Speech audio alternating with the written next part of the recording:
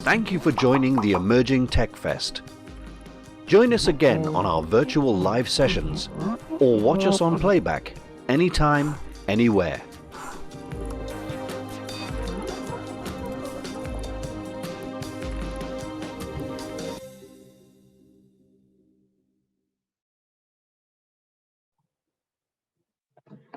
Good morning and a very warm welcome to our session, Work from Anywhere, Recruit from Everywhere, as part of the Emerging Tech Festival 2021. I do apologise for the slight delay, slight technical hiccup, but here we go. My name is Dave Sadler of Sadler Recruitment and Talent Advisor to Technology Connected. I'm delighted to be hosting what we hope to be an insightful session on a topic that has affected every single one of us in some way this year. My plan here today is to get a number of different viewpoints on the positives and the challenges of remote working, including looking at key aspects such as recruitment, talent attraction, onboarding, and staff motivation. Hopefully a few others if time allows. Good morning, audience. Feel free to post through your questions on the chat function. I'll keep an eye on it, and if I haven't got to them in the first 40 minutes of the session, I'll allocate time at the end to ask the panel. Throughout 2020 and now into this year, the working population has been asked by our government to work from home, which means swapping our daily commute, our office attire, our face-to-face social interactions with colleagues for makeshift offices, lunchtime exercise, and virtual meetings with sometime impromptu family interruptions. In the last year, businesses have adapted brilliantly and have used our industry, technology, to fight back and carry on. In what has been extremely challenging times, employees and employers have implemented change at speed and successfully mobilized and recruited high-performing remote workforces. So I was reading a number of reports around this topic last week, and I found some quite interesting statistics. At the height of the lockdown, and similar now, up to 60% of the UK's adult population was working from home, and at least a quarter of companies will continue this post-pandemic in some way. So this tells us this is here to stay. As a recruiter, I hear the question, can I work from home on a daily basis? And research shows that employees now generally appreciate an employer that allows them to work from home. In a recent study, interestingly, 75% of workers say they're more productive from home than their normal office due to less distractions, and 83% now believe they don't need an office at all to be productive. Nearly 3/4 of people say that home working will save them considerable money and improve well-being.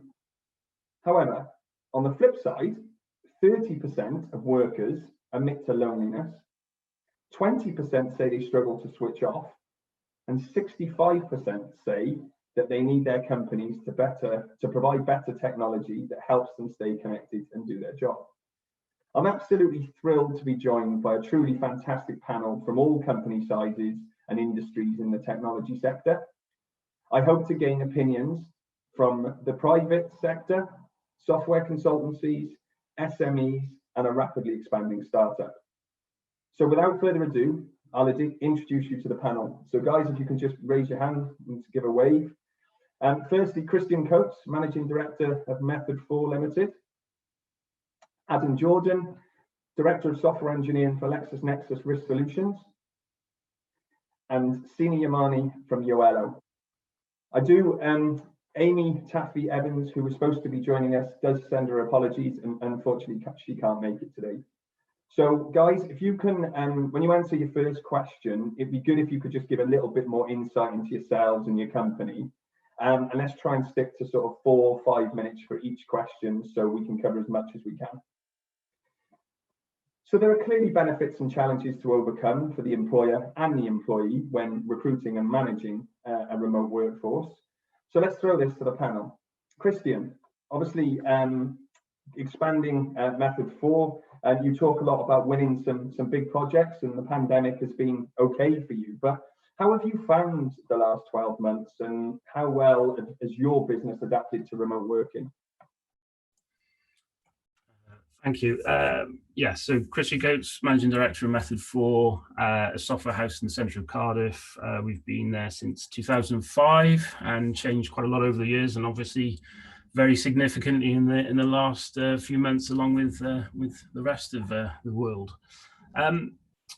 Change, well, that sort of seems to be a bit of a specialty for our company. We deal in change. Where there's change, there's always something needs fixing, something needs changing, and that's the great thing about technology. And I guess startups will probably find that as well, because that's their opportunity. We flipped over to working from home fairly easily, as we were doing it to a degree anyway. What this pandemic has forced on everyone and proved to everyone is that yes, businesses can survive working remotely, as long as they have the tools and the policies, etc., in place to make it viable. I think some of the things you touched on there that are maybe some of the negatives, the sort of isolation and loneliness, is obviously a result of a pandemic and not working from home per se. And when we all go back to normality, we will be able to work from home and have the opportunity to work in an office as well, or something in between.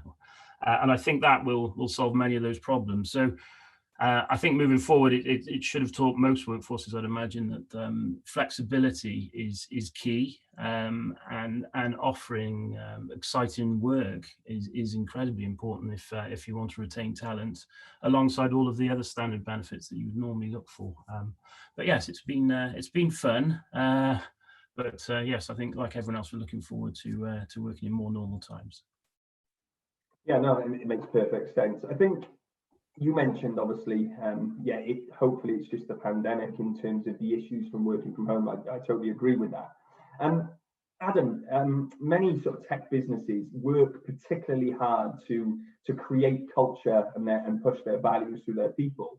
How has sort of LexisNexis instilled and reinforced its culture where they may, in the fact that they still might not have people working in the same place? Yeah, hi. So I'm Adam Jordan, Director of Software Engineering for LexisNexis Risk Solutions. So we're part of it's a multinational. Our office is in Cardiff, but we've got colleagues all over the world. In terms of our business, it has been a challenge. Initially, it was quite easy because you're all in the same situation. You're all trying to catch up really frequently, have your quizzes and things like that. But after a while, obviously, the momentum on that starts to wane, and after that you really start to try and work out what you can do to keep up that culture.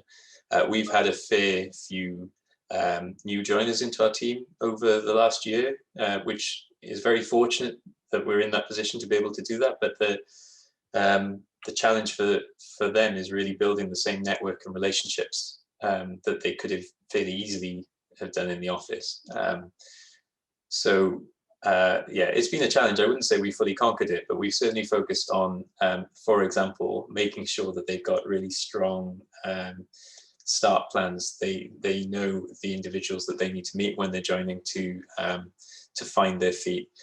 We introduced a greater push on activities, like the type of activities that you can do on a weekly basis, like Scrum of Scrums, and those types of events that really can help share what's happening across our group to other teams who may otherwise just not know about it because of a little bit of siloing starting to happen. As a business, so outside of technology, the other thing that we've been doing is trying to switch from kind of the big office or business updates that we used to have for us in the Cardiff Devils Ice Arena, to something that worked in a virtual environment. So we've almost had like a newsreel type activity that our marketing team put together. Again, it doesn't necessarily give a two-way interaction, but it lets people know what's going on across the business, not just in technology or sales or finance. So yeah, I think it's a combination of different events and trying to not overload at the same time with meeting overload. And do you find, Adam, that remote working has sort of opened the way for more skill sharing now? So people being in different locations, obviously you can get more people into a meeting room if you like. So you're sort of collaborating better and gaining more insight from more people. Yeah, I think that's a fair comment. So we were very fortunate that we moved to some better collaboration tools not long before the pandemic really set in, and that gave us access to kind of improved whiteboards and other tools like that, which work really well in a virtual environment. So that has given us access to, say, all the different specialisms that we have across our business, from different locations, different time zones even, to get on a call and really get together and solve problems. That has worked really well. What we're trying to get towards now, though, is we would still benefit from having that occasional time in office when it's safe for us to do it, and trying to balance what works well in an office environment every now and again versus what we can do remotely and what works best there. So smaller team activities, for example, if we can get the team together every couple of weeks, would be brilliant for them to really get to know each other. But that's probably the only thing that they really benefit from face to face. Yeah, makes perfect sense. Sina, obviously, Yoelo has kind of defied the negativity out there in the pandemic at the moment. You've had obviously fantastic growth in 2020 and continuing to 2021. So obviously fantastic. But how, from a startup's perspective, does remote working affect your ability to grow the business and progress? It's a good question, and I guess the answer is that startups and corporates have similar and different problems, whereas a corporate is quite established in its ways. Everyone is kind of knows what they're doing. The structures and the policies, the procedures, the governance around all of it is already in place. All you have to almost do is replace, the communication aspects, and there's plenty of tools to do that. From things like Asana and stuff like Trello, where you can just have task management, and then obviously all the video conferencing tools that there are now as well. So from that aspect, I think a corporate can easily move and shift to being a remote workforce, whereas a startup has different needs. For us specifically, we grew quite significantly over this lockdown. So beginning of last year, there was like 4 of us in the company, and now there's 40 of us. And so just growing through the pandemic in that sense has its own challenges, because you need to find and hire all of the talent, which is a problem anyway, regardless of a pandemic. So hiring the right people and the right talent for what they need to do in a startup, especially the culture that goes with that is different to your general 9-to-5 grind. And so it's quite difficult just from that perspective, and then kind of structuring everything and everyone to be organized and efficient when no one's ever even met before. Putting policies in place that didn't exist completely remotely. You asked a question earlier about, can you have more involvement or creativity in because you can fit more people into a Zoom meeting, for instance. For some reason, I don't think it's as efficient. There's something about the human contact we'll never be able to replace. And whilst people say productivity has gone up, I agree with that. I don't know. I kind of think it will end up dropping off, just because we're social animals by nature, and eventually, as the world goes back to normal, and there are benefits to keeping in place remote workforces, because all the efficiencies that come with it. People will eventually lose their minds, in my opinion, and they'll be begging to go back into the office. So there's pros and cons to it all, and it depends on where you are in the journey, if you're already big and established, or if you're scaling, because the creativity you can get from just sitting around snowballing ideas with each other around the whiteboard versus doing it on Zoom. I don't know what it is. All the tools are there for it to be exactly the same experience, but it's different, and you don't get as much out of it, in my opinion. So yeah, does that answer your question, Dave? Very good, very insightful. A lot of what I agree with, actually. I guess to all of you, really, I've heard some comments recently that there are, and you mentioned this kind of in terms of social animals, Sina, but there are drawbacks for people who are starting their careers right now. So let's imagine us in our early 20s, etc. They're missing out on building relationships and the social element to working. So trivial things like going out for lunch or a beer after work. Do you think that's going to affect the sort of younger generation? And anyone want to sort of answer that based on their experiences? Yeah, so I think just on that one, again, there's pros and cons to it. And if you're trying to build relationships, obviously, there's nothing like going out for a couple of beers or grabbing some lunch or dinner together, just to build that relationship.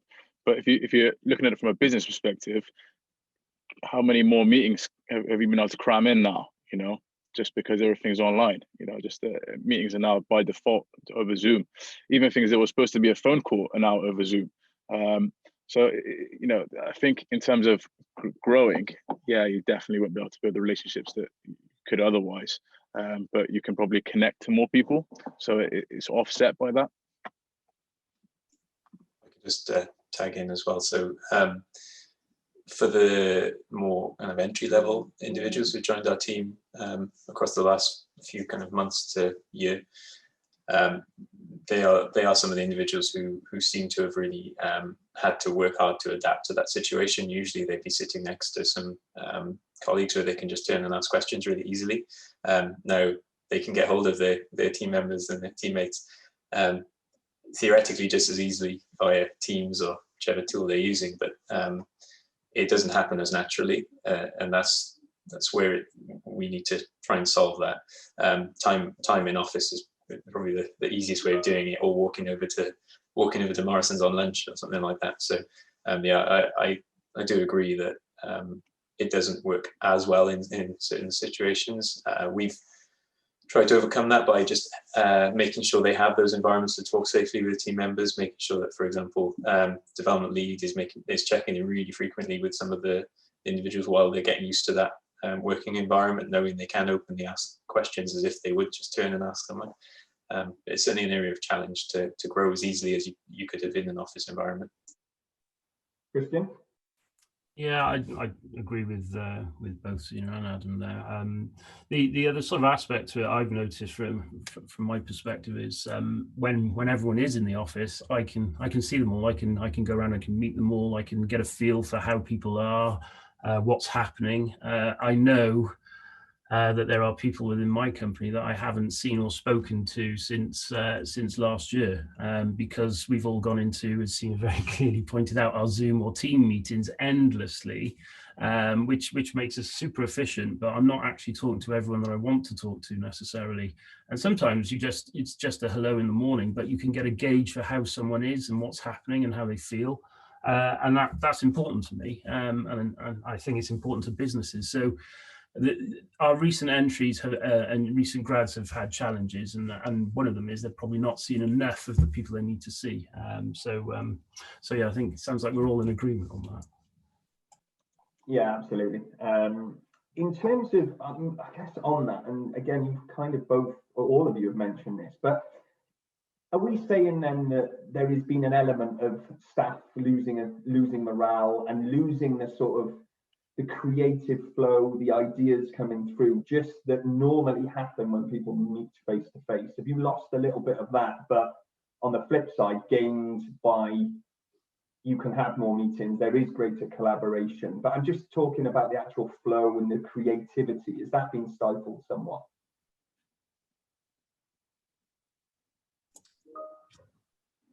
I think we both can answer that. I'll start and hand over if that's okay. So yeah, in terms of our team, I think the day-to-day and working through things, the normal activities, ultimately they work fine. It might be a little bit more tiring in the process, but works okay. When the things like the water cooler chat and the kind of bouncing ideas, and that's where I think that we start to miss some of those idea creation. We're trying to get people talking to maybe some of our more experienced team members who can just help that happen virtually, but yeah, that's certainly the area where it starts to miss, is where they would have just walked, I mentioned Morrison's, walking over to Morrison's talking about something they were trying to solve. They're probably not walking across with their normal team members, they're just walking with the group, and probably would have been bouncing ideas. Yeah, makes sense. Christian? So pretty much was going to say what Adam said, to be perfectly honest.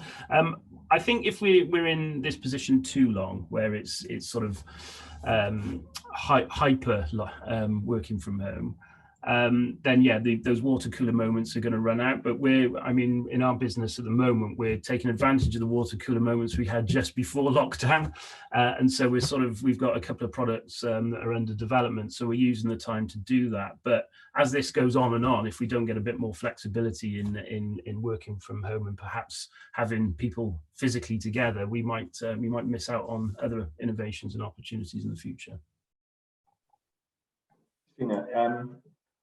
You talk a lot, like obviously I know you talk a lot about creative flow, you talk a lot about innovation. Have your guys sort of embraced this, and because you've grown clearly and the business has moved on, and your clients have moved on and you've gained more clients, but have you really had your staff driving that creativeness?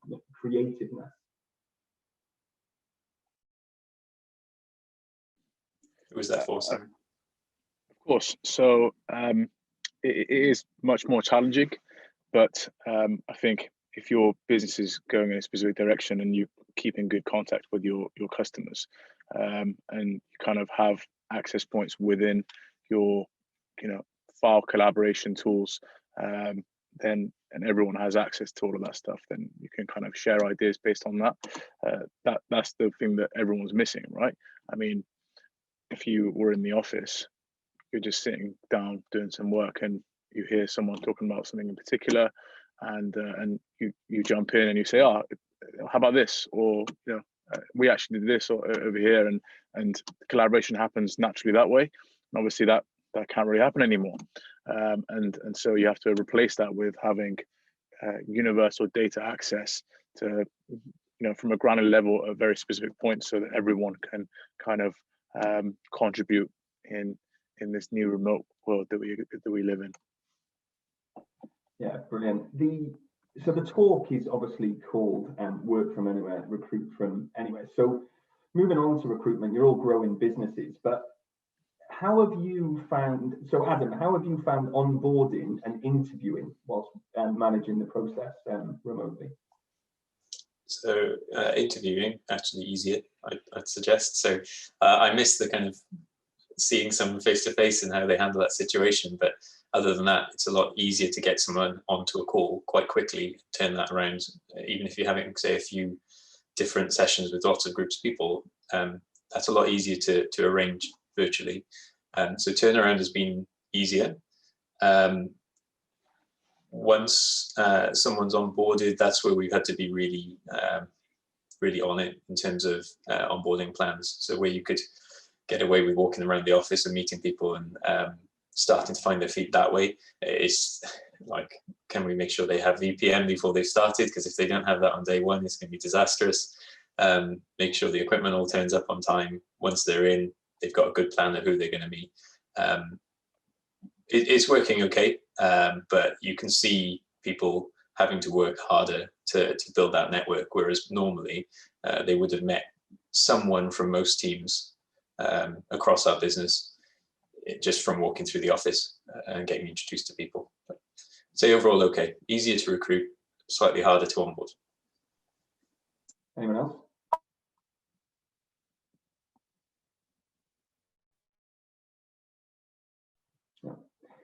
Good questions coming actually, which is quite interesting from Natasha.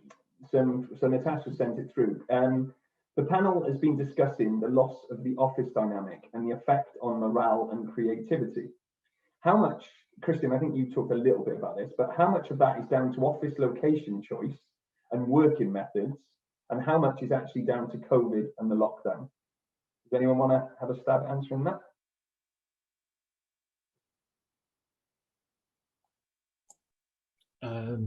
I can try. I think location probably is quite important.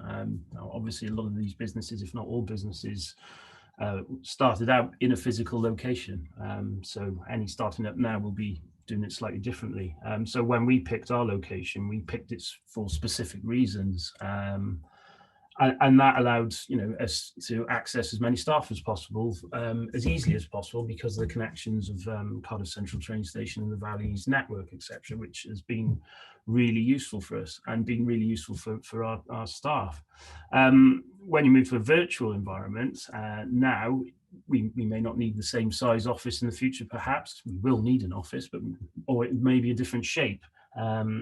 We might also need satellite space, which is more temporary. So we might use things like, there's a company downstairs from us, Trade Street Desk, that do desk days or tram sheds, or one of the myriad of others that do these things, and use their spaces if they're secure and available to us, and maybe spread ourselves out more.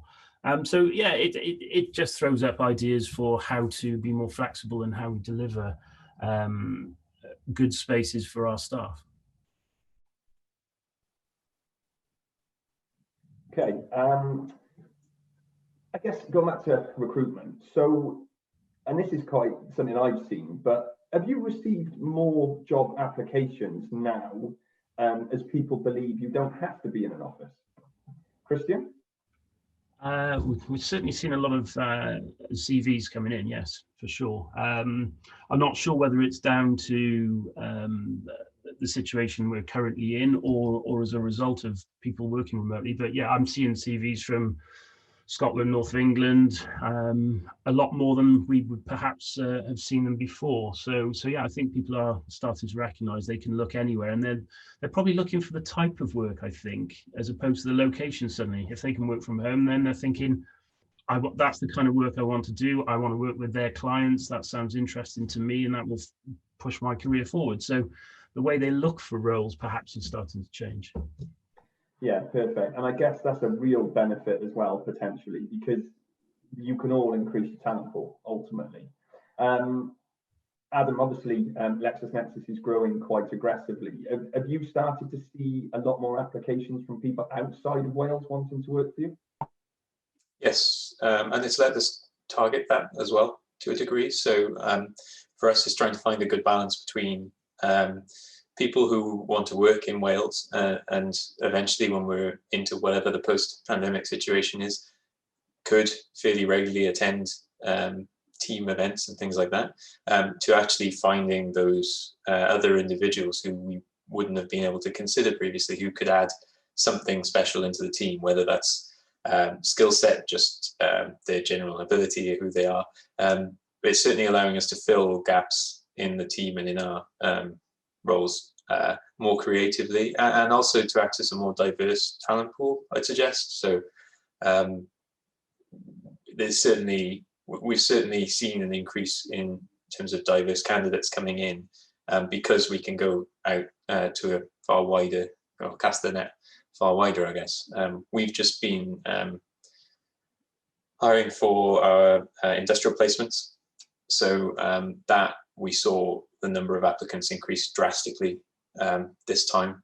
It was, where we previously had maybe in the 10s to 20s of applicants. This time it was, well, the filtered list was 30 to me, but I have a suspicion it was kind of double that before we start for 2 positions. Now, they're from universities all over the country, whereas previously we would have seen the majority of applicants in South Wales, maybe west of England as well. So yeah, it's certainly making a difference. For me, it's getting that good balance between skill set and who could work remotely for the long term versus keeping that support for the Welsh talent as well. Yeah, absolutely. One thing I found though is that, yes, I think it's great that we can increase our talent pool and we go to a wider audience. But I don't know if you found this, but there are still people coming from, I'm picking like London, Manchester, Edinburgh, for example, but they still have the same salary expectations they would have if they were working in the city or working in Manchester. Have you found that? And surely that's going to create a problem potentially for us, in the fact that there may be escalating salaries, and then you'll have internal benchmarking issues, for example. Stina, have you had any issues with that? Because I know you've looked at a lot of different people with a lot of different salaries. Yeah, I think there's benefits to that as well. So I've got a few friends in San Francisco, which is notoriously expensive. Like juniors over there are on 150, and now that everyone's remote, companies in San Francisco are no longer hiring in San Francisco. They're hiring people in the UK or Eastern Europe or someone like that, and suddenly 150k turns into 25k. I'm not sure how that will develop. It is obviously a problem at the moment. We've got a few people from London, for instance, and they're on London rates, and I think if this does continue, i.e. this remote culture, then it'll probably balance itself out and be more geared towards the location the company's in, rather than the location the candidate is in. Yeah, makes sense. And I guess the other thing to consider though is, and this isn't necessarily a good thing for you guys, but is it not going to be more difficult to retain talent if competitors could be based anywhere? Christian? It potentially could be, but it's a flip of a coin. You can still go out to anywhere and pick people up. So it'll always come down to the same sort of things. Obviously, salary is important, but depending on where someone is in their career, they may look at it slightly different. Say that business has got really good technology, they've got really good people there. I'm going to learn a lot from those guys, and that's the decision they make, as opposed to being the gun for hire. And maybe they will be later on in their career, and that's absolutely fine. I mean, you expect people to move around. That's natural. But yeah, I think it works for both sides of the coin there, really. Adam, obviously, you might see this in a competitive software developer landscape, for example. Are you a bit worried about this potentially? It will have an impact. But yeah, I'd second the comment around it gives us access to other people that we maybe wouldn't have been able to consider before either. So I expect a reasonably short-term hit in terms of that, and then eventually for it to calm down and just become part of how we're operating. So if someone's already in that mindset of starting to think about moving or looking, it opens up more avenues for them to do that. But similarly, eventually, I would hope that culture and the other reasons that you'd want to be working for a business kind of shine through and keep the majority of the team happy and content. Yeah, I'd expect it to calm down and just become a natural way that we work. So on the whole, then we're saying that it's probably a bigger benefit. The increased talent pool is a bigger benefit than potentially having a competitor sniffing around for your own talent. So now that's really interesting. But what do we think the biggest sort of challenges in attracting and retaining people that aren't based in the office? You mentioned a couple of things in terms of early lockdown. We were looking at quizzes, we were looking at like engagement meetings, etc. But do we think that challenge will get worse in terms of trying to retain and keep our people motivated?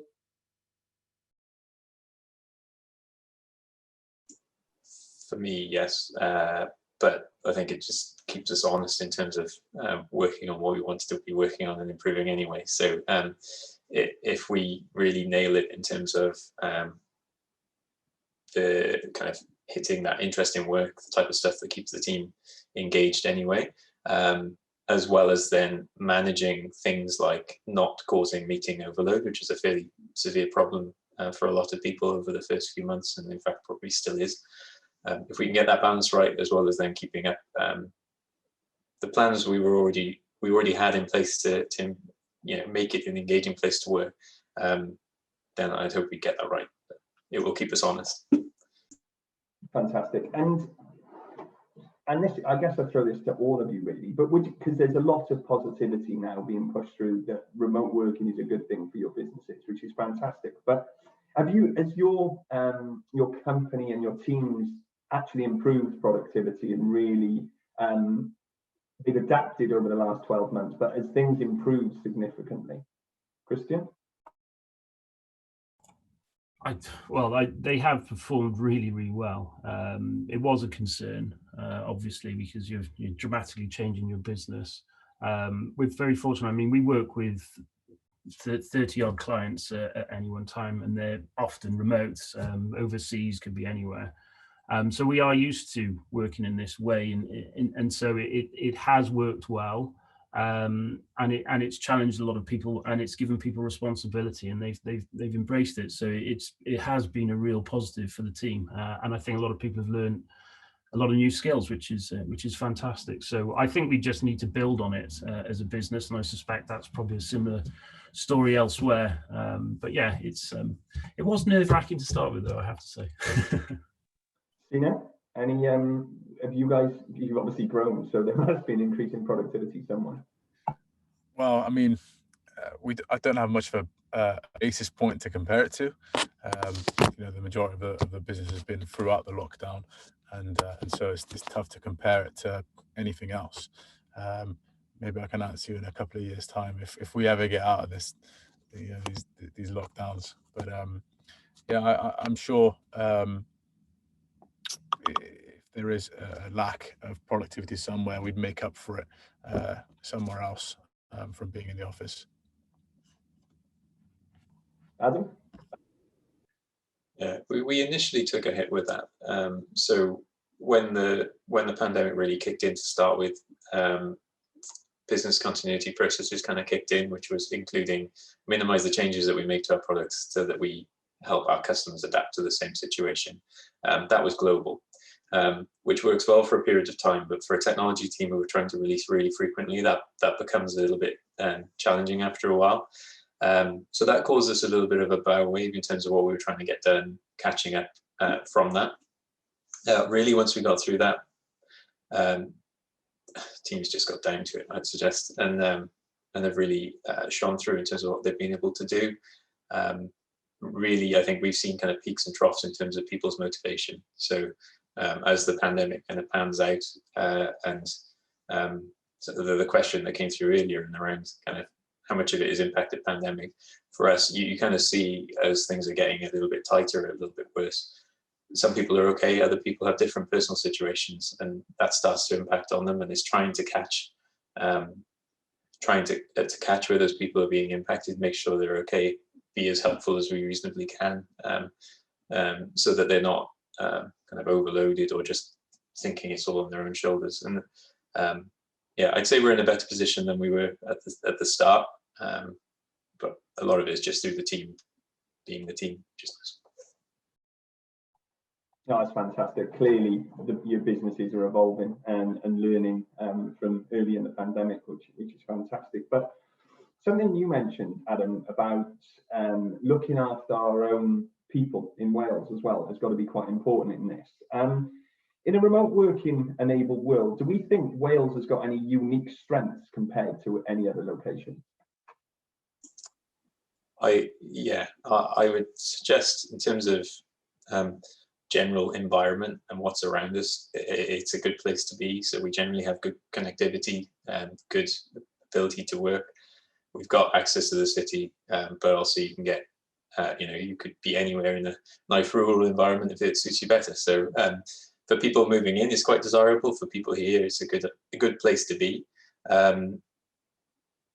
For me, I could go out and just go for a run in the evening quite easily through a nice place, and I prefer that personally than being right in the middle of a big city somewhere. So I think that helps. But we've also got some really good local universities. They've got some really good programs that are building good skills that allow us to not have to work too hard in terms of going out and finding people to join the team.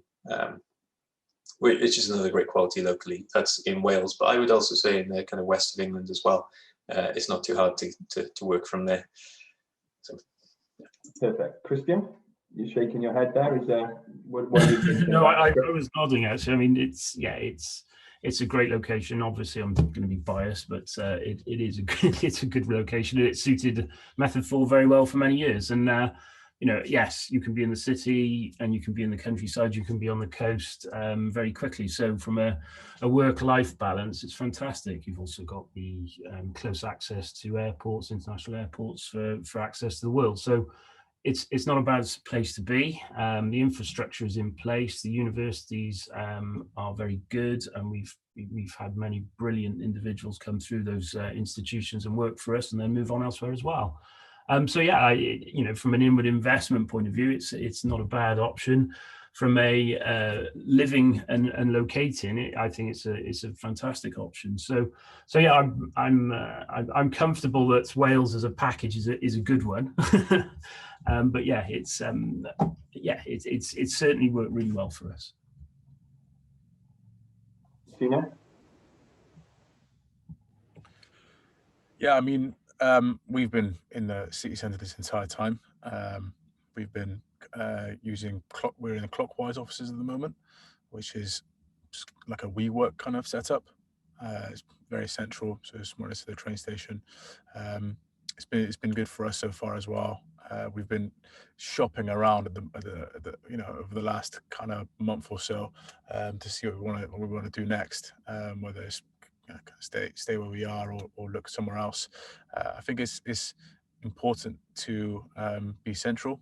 The good talent wants to come to the centre rather than going to some obscure part of Wales where some other tech companies are based. Well, you say that, but now that we're in this remote world, it kind of almost doesn't really matter where you're based. So I think the flexibility for us is quite important. Yeah, good. There's a question that's come in actually on this. So and they're right. I'm not sure all of the companies are in central Cardiff, but it says here, all the panelists working from central Cardiff. I'm not sure that's right, but might there be lessons to learn from companies that have been working successfully with remote workers for decades? So can businesses potentially look at other businesses and think, how has it worked and what have they done to make sure and maintain their workforce moving forward? Yeah, so in terms of location, we're in Cardiff, but we're not far from IKEA, over in kind of Grangetown area, right behind the Harvester, if anyone knows where that is. But yeah, for us, we've got a lot of people, if we look outside of our immediate team, who work remotely and have done for years. They've done that very successfully. And we're learning from that. So they have processes that work really well. The flip side of that is that they're also used to working in a very matrixed organization. So we're trying to watch as they adapt to working in a nice agile way with kind of cross-functional teams and removing that kind of silo or matrix way of working, but getting the best out of what already worked for them. Because they've got, for example, people working in the middle of Texas. We've got no offices in Texas. Our offices are in Atlanta and Florida and all over the place, but that's worked really well for them. So I agree, we can learn a lot from that. We should probably try and learn some more. Yeah, there's certainly some things that companies could teach us. Trying to, for example, where we have the local groups and the meetups and the different panels that happen related to technology, identify who those companies are and really learn from them in those types of situations, because you'll tend to pick up on who's already used to it. Yeah, another question actually has just come in. Have you seen, and this is to all of you really, have you seen many people move out to other roles within your organization? So promotions, internal transfers, etc., and leave to other job opportunities?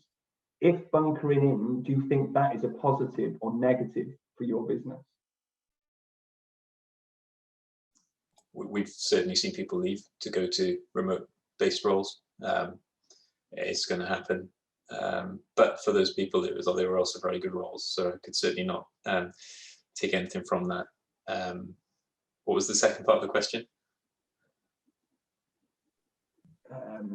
So have they gone through internal transfers and then left to other jobs? Yeah. If bunkering in, do you think that is a positive or negative for your business?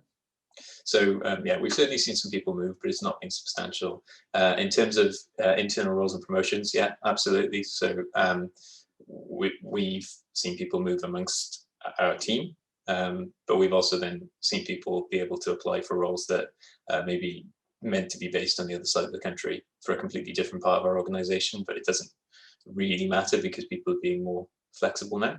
In terms of bunkering in, I take it that's suggesting, for example, not, hunkering down, not leaving, and attrition being 0.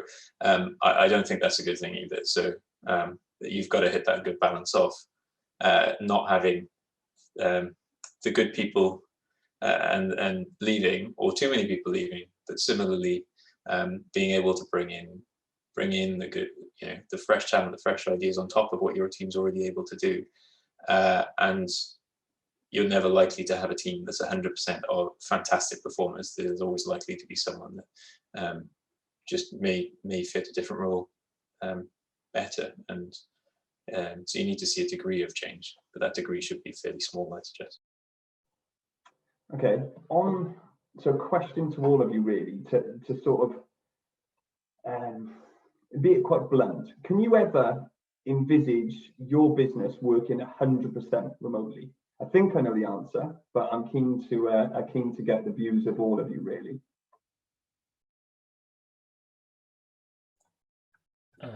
No, I think you've got to offer a variety of options.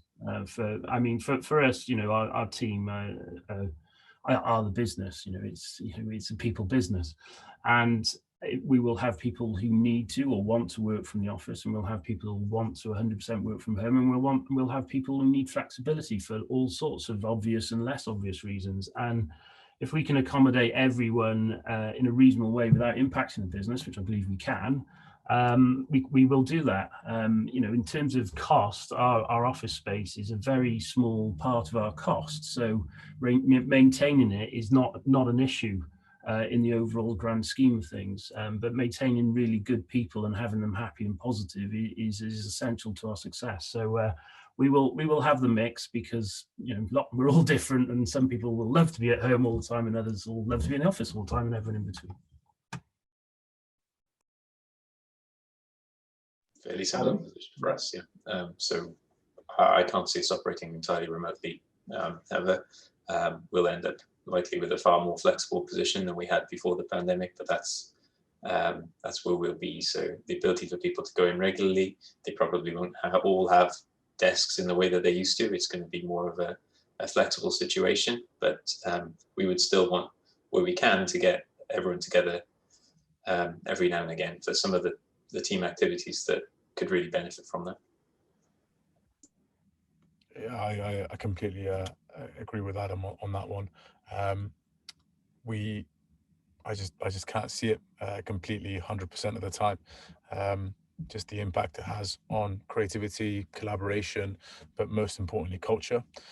A startup is a culture-driven enterprise in which everyone's got to kind of buy in to what's happening and what everyone else is doing, and it's quite tough to, as we discussed earlier, build those relationships completely virtually, and so I can't see startups prospering as much as they would be if they were entirely remote.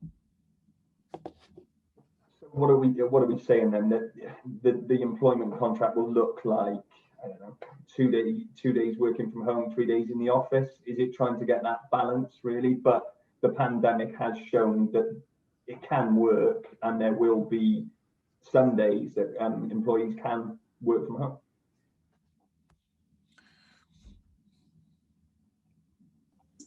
Yeah, for us, it's likely to be flexible and for the employees to choose, but making sure that they are coming together frequently. If someone wants to be in the office all week, which there are people that prefer that way of working, trying to make sure that we can also accommodate that, so that they're not suddenly forced into an environment that they're not comfortable with. Yes, yeah, we've sort of posted a sort of questionnaire out to everyone internally to ask them for their views and see what they're comfortable with, and sort of help that inform sort of the decisions we make. But from what we've seen, it looks like we can put something in place that's flexible, that covers pretty much what everyone would like. Sina, you're nodding. I guess that's the same. Yeah, I completely agree. It's just flexibility, really. As long as people have the choice, and there are people in ours as well that can't stand being at home. I'm one of them.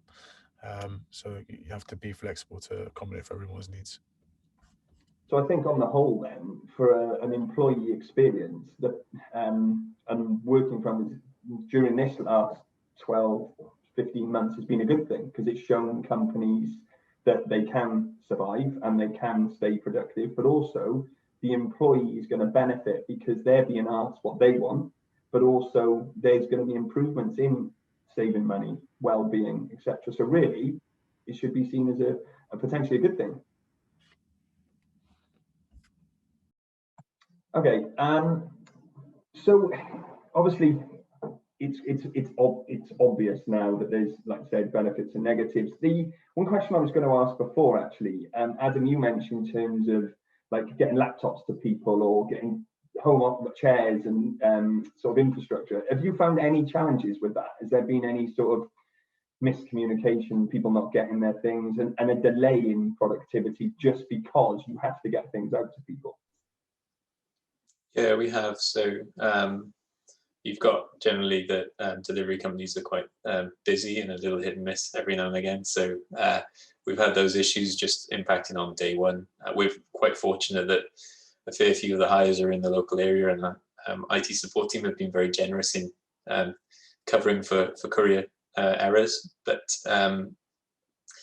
yeah, day one, it's mostly been getting them logged in, beyond that kind of onto the computer and onto VPN, working their way around those systems that normally they could have done sat by someone in the office. Once we've got through that, becoming kind of efficient has been okay. I wouldn't say any worse than before. Yeah, it's kind of the logistics of getting them the equipment, as well as where people have poor Wi-Fi coverage in their home. Or just generally live somewhere where, for example, when we first went into lockdown, there were people who had kind of no broadband at all, or were working on the tethered phone, and that just wasn't something that was sustainable. Most people are overcoming that now, and it's trying to open people's eyes to things like mesh Wi-Fi so that they overcome the coverage in the house problem. I'd say that's the biggest issue for people getting up and running remotely, rather than necessarily getting them the equipment's generally okay. Yeah, it's the home office setup, isn't it? That's the challenge. Yeah, we've found that, and some of the broadband providers haven't liked our VPN, which has caused some challenges. So I guess it's probably the setup, but once you're through those teething problems, it's fairly straightforward. One thing that we have, well, not a challenge, but we have to consider, for some of our clients, we need to run in a ISO 27001 environment, so a secure environment. So that does present some challenges with remote working, and okay, some of it is policy based, but some of it is technical based, and so that does add a degree of challenge for certain types of business, for sure. Just to add to that, because we have a similar issue. So we have a lot of data on UK population, for example. We also have, say, outside of technology, we're in the business. We have a lot of things like letters being posted to us that contain data. That was an initial challenge to work through, and it has meant we've had to maintain people in the office all the way through, but a very small number.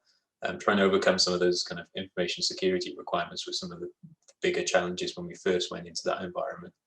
And it's something that we had to be mindful of ever since.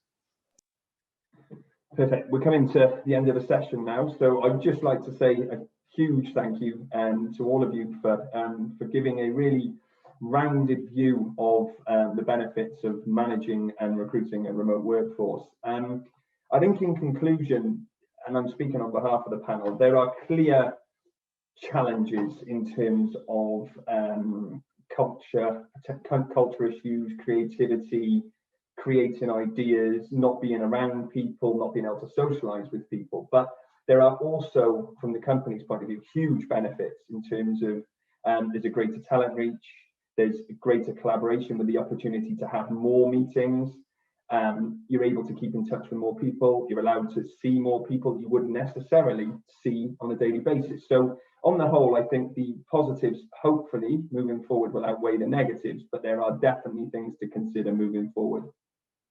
Thank you all for your time. Goodbye. Yes. Thanks. Very well. Right. Thank you for joining the Emerging Tech Fest. Join us again on our virtual live sessions or watch us on playback anytime, anywhere.